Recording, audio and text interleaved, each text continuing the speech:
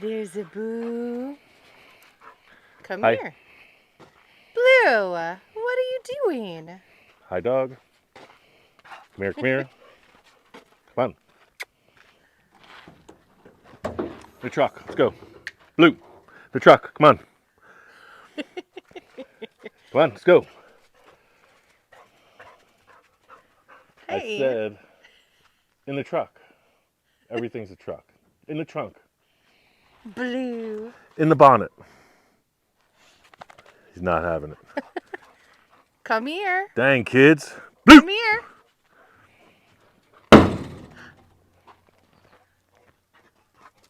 Come on.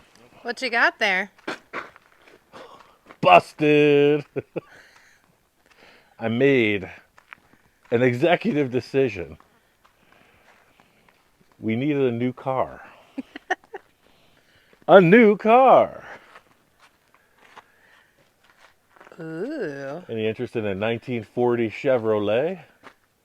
I have no idea. It just needs everything.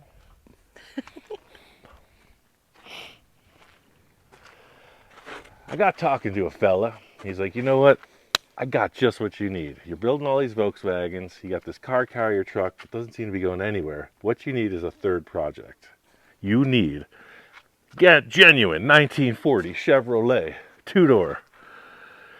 I got to looking and I was like, you know what? That thing's got some potential. I love the roof. Look at this. This is factory. Such a great design. I said, is it chopped? He's like, no, man, they came that way. That's what it looks like. This thing was street rotted sometime in the 90s. Shaved door hinges. It's got the proper kit hinges with bear claw latches.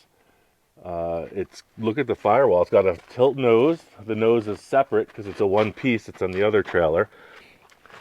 They shaved the firewall, dressed it all up. This cool hood mechanism is included in the other piece that's over there. And I mean, just lots of body work. It sat out in the rain. A lot of the fillers crusting off. The water got in there and messed up a bunch of stuff. But that doesn't really bother me. I think this thing is savable. There's no major cancer. It's a solid rig. It just was left out in the rain in probably not even in primer, just in filler. You see the fenders have been molded together. You know, just a lot of stuff done to it that all this is going to have to come off. But you can see they welded the fenders on. They did a bunch of stuff. Look at this back bumper. They deleted the taillights. And in true 90s fashion, look, they had like a LED strip that was going to be the taillight right through the wow. bumper. Pretty cool.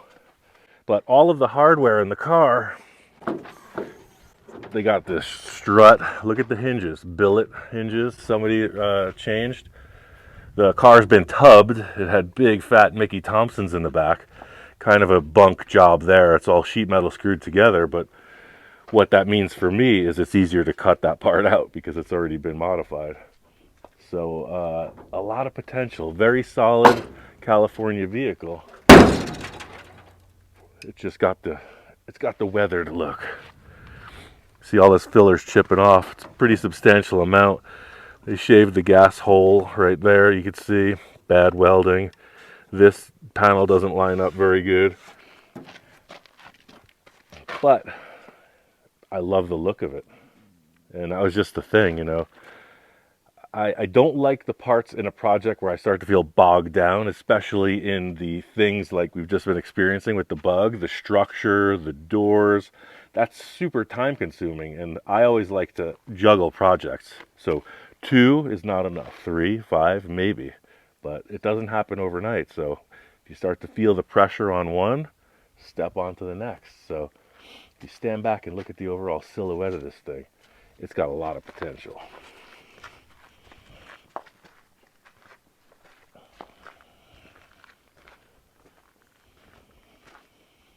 Sold.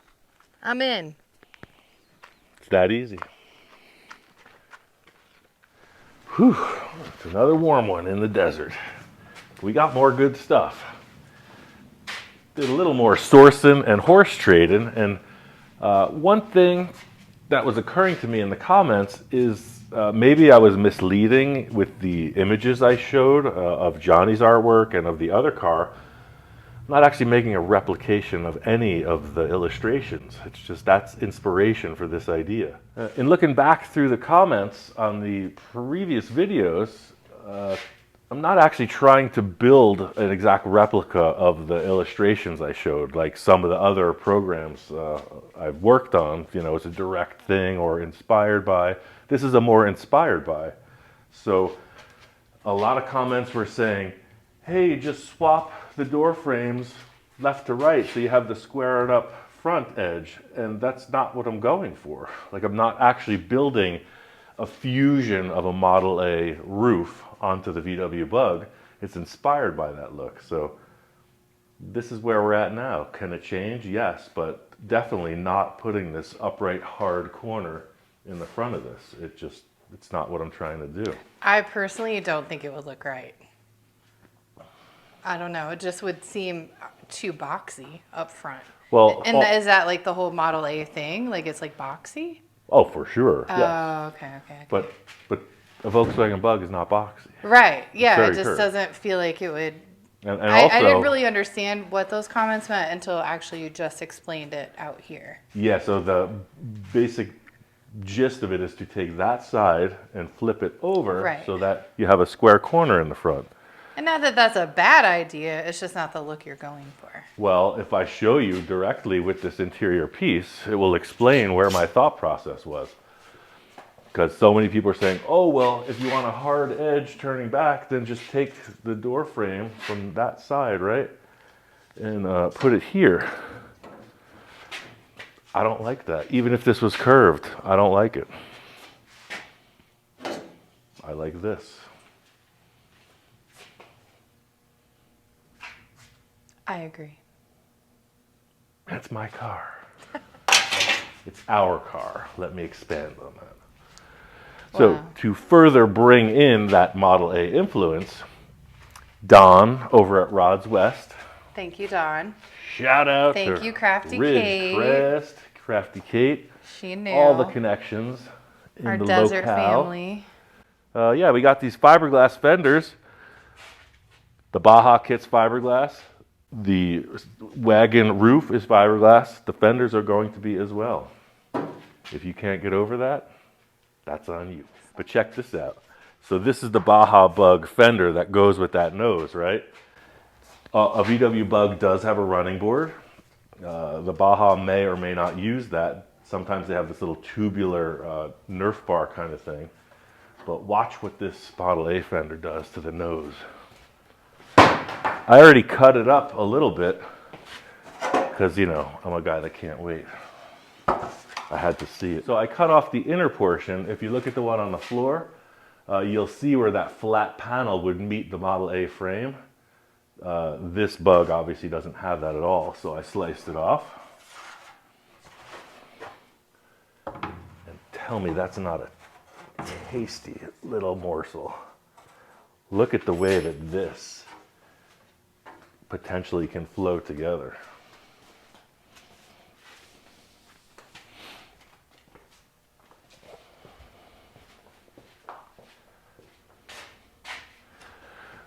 Johnny and I did this on the other yellow Bug where we fused two fenders together. It's going to be a similar statement. This flange is already designed to bolt to the Bug body right about there. So I think we can all see by cutting this back and then making this portion, it starts to look like the illustration of that green car on the front, but without the long VW nose hood coming down. Again, that's just me thinking out loud. It does interfere directly with the hood hinge, the door hinge. I was going to say, isn't that a door hinge? Was that a trick question? Hey, or maybe it's just me in the heat. I was outside loading stuff on a trailer this afternoon. It definitely is in the way of the door hinge. Door hinge. Maybe we'll change those. I don't know. That's what customization is about. So it's going to offer this big running board, though. Look at this coming back. Even betterer than the VW running board. So the back fender for the Model A is very similar in the diameter on the VW Bug body, right? So it's like I could almost see this with the same detail, the flange that will bolt to the body fusing into this fender. I'm gonna move this stool over a little, give it a little push. Right, coming down. I mean, this will be tucked in a bit. I haven't trimmed this one yet, but this is all just thoughts. One reason I'm not doing a heck of a lot of work today is because there's a lot of structural stuff that has to go on underneath this cap. A couple people asked about that. Well, what does the door shut against? It's just a big floppy fiberglass piece. And I agree. We're going to have to create door jambs all the way around this. And that's tedious. Today is Tuesday. Tedious Tuesday. And Or I'm calling Tutu off. Tuesday. Hmm? Or Tutu Tuesday. Yeah, I'm not wearing that on camera. There's that. It's Tutu Tuesday. Yeah. If you know, you know. So yeah, these fenders are a huge asset. I was kind of like, well, before we commit to really anything with the door, what's happening with the rest of the body? So I think these are a great lead off. I love this idea. The back does droop down quite low. I don't know if that's what's going to happen in the back, but it's a thought. Oh, wow. I mean, it does make the car look very, very low. Well, I kind of like the back being low because a lot of your builds, here, let me pan over to you. A lot of your builds kind of have this low, funky, kind of dark, even though they're cartoony, like the Cadillac that's sitting out there on our driveway, right? Like kind of like that monster vibe. And so I couldn't imagine those being up a lot higher. The Funky Futura that Johnny and I designed, he came up with the fenders being a reverse of this. They came up and flipped up, and they had that cool little signage on the back. So I was thinking these two would definitely hang out in an alternate universe. This car and the Funky Futura, they'd be pals. You know, like Wheelie and the Chopper Bunch, the way like all the bikes, even though there was a trike and a mini bike, they all kind of hung out together. These two would be hanging out together for sure. A trike and a mini bike. Yeah, yeah. So, that being said, there's a lot to think about with the structure going over the door frame. Johnny had a comment, and I'm struggling with this. That's why I am kind of holding off on the fabrication for the moment. Check this out. He said to me, if you look at the hot rods, right? Model T, Model A, this fender is a lot closer to the door than the Beetle shows with this big panel here. And then I got stuck. He's like, well, could you shorten the wheelbase? I'm like, well, yeah, but then you get into the Manx buggy territory of like, what is it, 14.5 inches shorter or so in the wheelbase? And like, I don't fit in that car. Already this is gonna be super cramped. So here's a poll.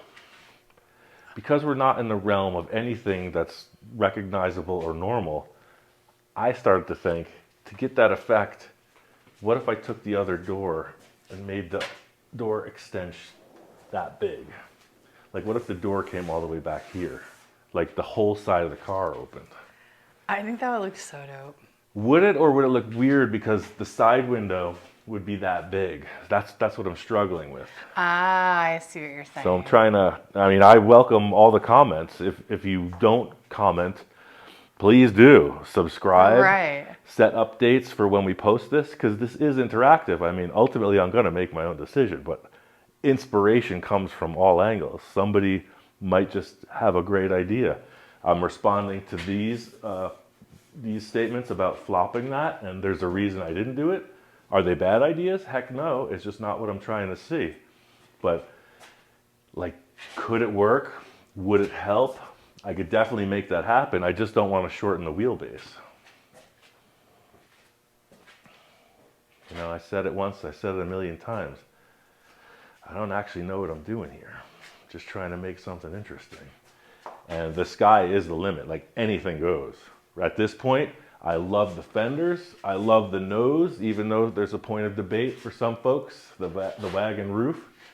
This is what I'm up to. So yeah, the narrow eye, low slung, full fendered, flying purple people eater.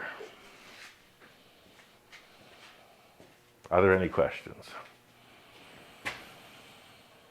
Well, that being said, I'm going to take this roof off and just talk about one or two things with the structure. And then I think we're there. Cool. Set. Let's see what's going on in here and discuss. I'm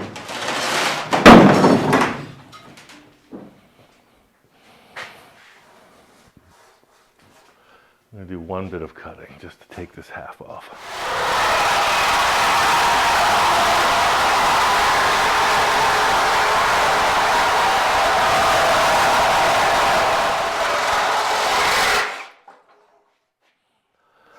So this is what the door is going to close against on the interior of the car, just a modified roof section.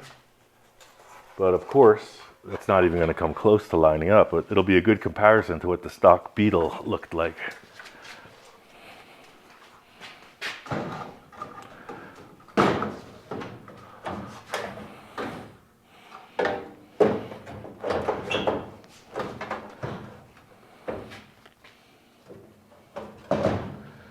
Yeah, it was something in that ballpark. But we're going to drop this through the B-pillar. We're going to re-angle this.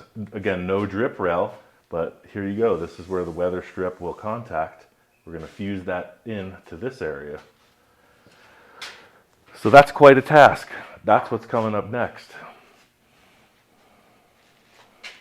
But you could see, it's a very different car than we started with. Mm-hmm.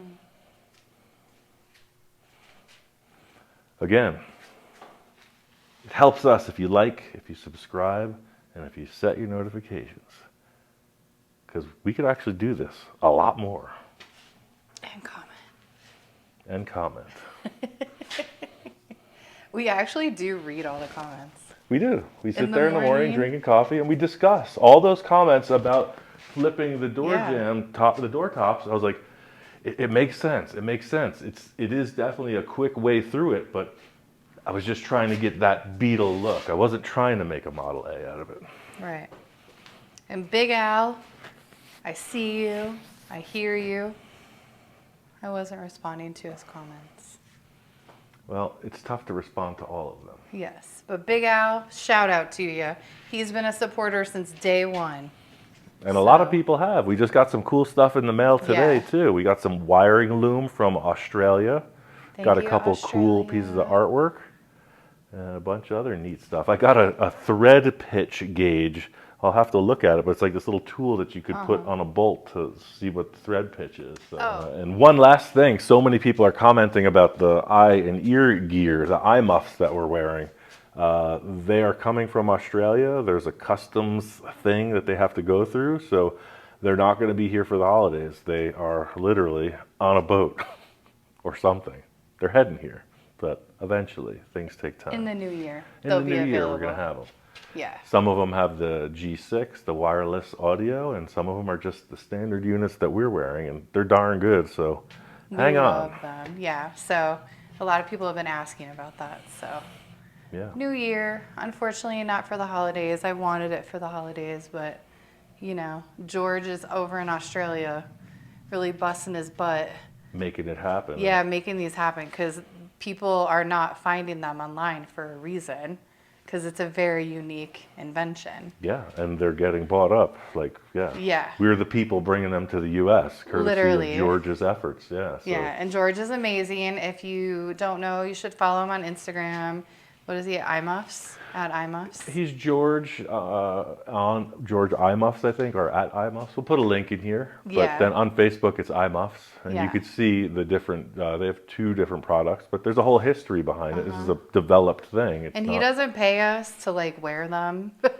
He doesn't pay us for anything. It's like really awesome. We just love the product. Yeah, We love George.